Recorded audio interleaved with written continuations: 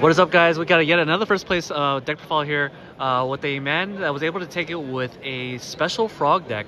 A lot of different interesting engines within the frog archetype, and he was able to win first place with the hamster man.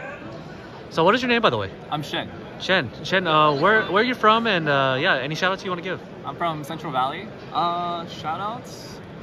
Yeah, shout outs to my friend Miguel for his French Stardust that he gave me. Yeah, French.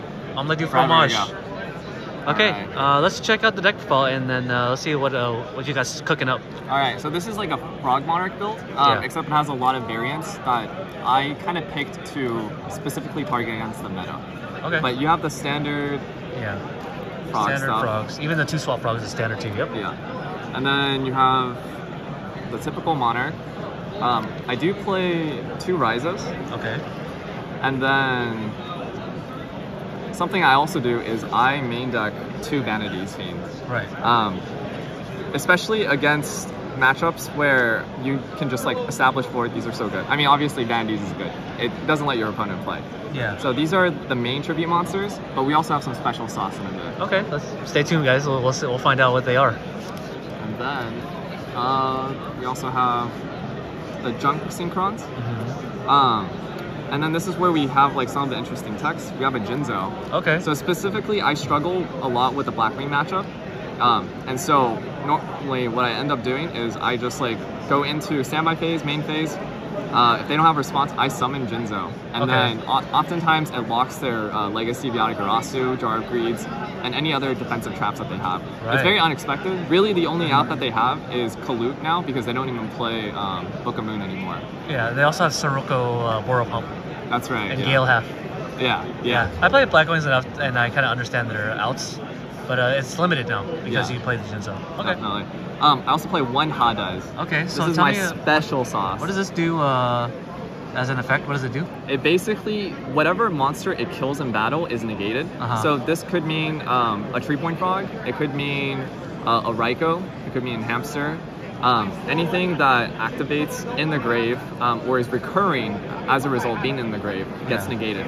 And the crazy part about this is that it's not just by battle with him, it's by battle with anything you control, which means Trajodia, your Vanities Fiend, your Gores are all valid targets for this. Okay, so you're using the other Fiend monsters in your deck to negate the effects. Okay. Yeah.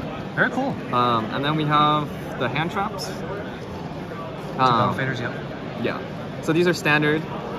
And then lastly, we have the Specialist of Sauce. I honestly suck at playing against Blackwings, so I main deck hamsters and Rykos. How did they trick you today?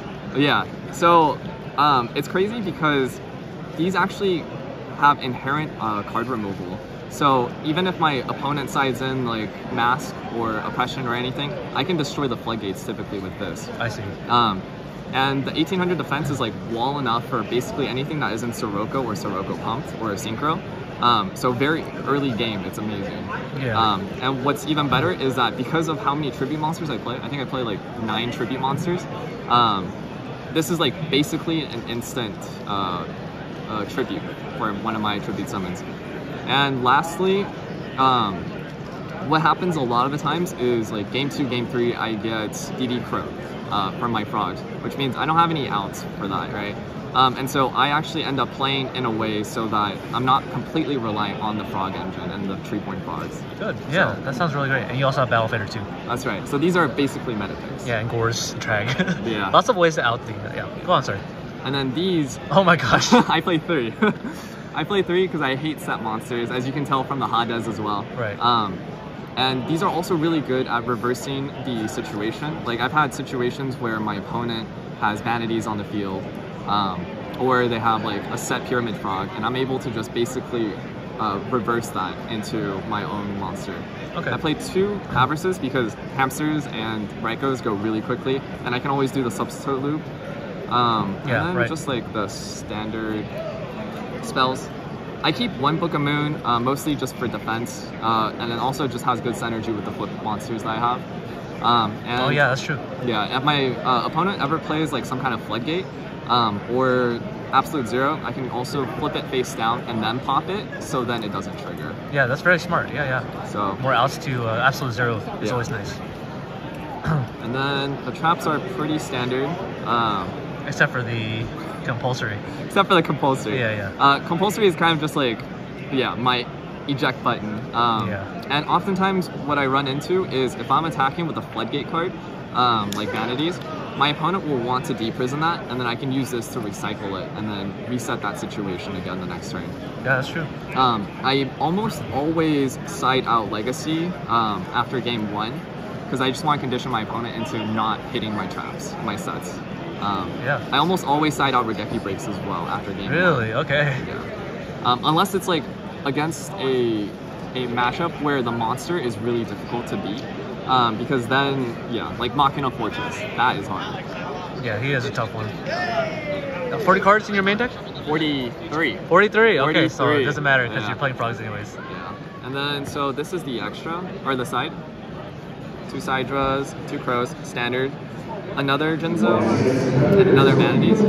Just floodgates. Again, like, I mostly prepared for matchups that were really difficult, so like GBs, Glads, right, yeah, Glads, Blackwings, and so these definitely came in clutch when playing against that. Okay.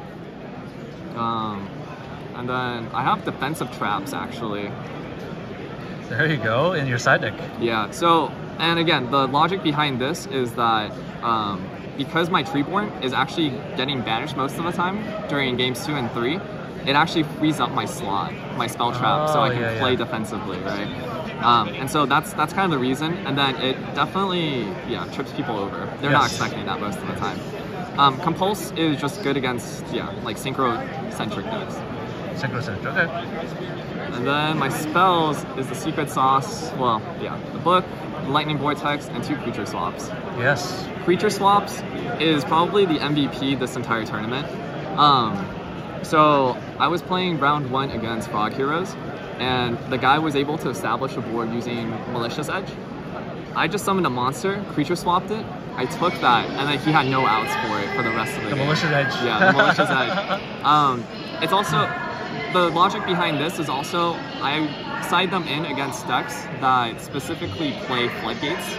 So if my opponent plays a Vanities Fiend, what I end up doing is I just summon a weak monster, I swap it, so now it's my Vanities Fiend, and they have no way to play around that. Right. So, again, these are just like specific picks in the matchups that it's basically steal their floodgate. Yeah, exactly.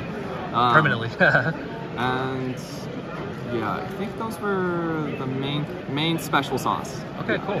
And then extra deck is. Do you even go into those? You don't have a tuner, do you? What was that? You don't have a tuner in your deck, in your main deck, do you? Just junk synchrons. Oh, right, that's right. 2 junk synchrons. Yeah, that's right. So. Opens the ceiling of the deck. It does. So many options as a result. Oh, double contester, okay. Yeah, I actually ended up picking 2 Chimera techs because I play Pot of Avarice and double Sidras. So I've been in situations where I need the second one to actually beat the machine matchup. Even with the Avarice? Like you can recycle the Chimera tech. That's right, yeah. I see. Yeah. And then, overall, pretty content with my extra deck. Actually, I played the first round against Frog Heroes, and I ended up making a Stardust, and then I stole, with the stolen Malicious Edge I was talking about earlier, I ran into their 0 and then negated it. It basically just shut them off. Okay. So pretty standard. So let's see, my match 1 was against the Frog Heroes. We went to game 3. He bodied me game 1, I'm pretty sure. I always get bodied game 1. Yeah. And then he wasn't expecting the creature swaps. And I think I just like played Floodgates, and then that's how I stopped them together. Round 2 was against Diva Zombies. Oh, I love that deck. Yeah, Diva Zombies. And then so game 1, he started out with like, how did I get around that one? I think I just ended up having, I'm sorry, I had Vanities. I drew into my main deck Vanities. And then he really couldn't do anything. And he also had like double Mali in hand, so he couldn't do anything. But game 2, I remember he started out really, really strong. He was able to basically make turn 1 dad and a level 8 if he wanted to.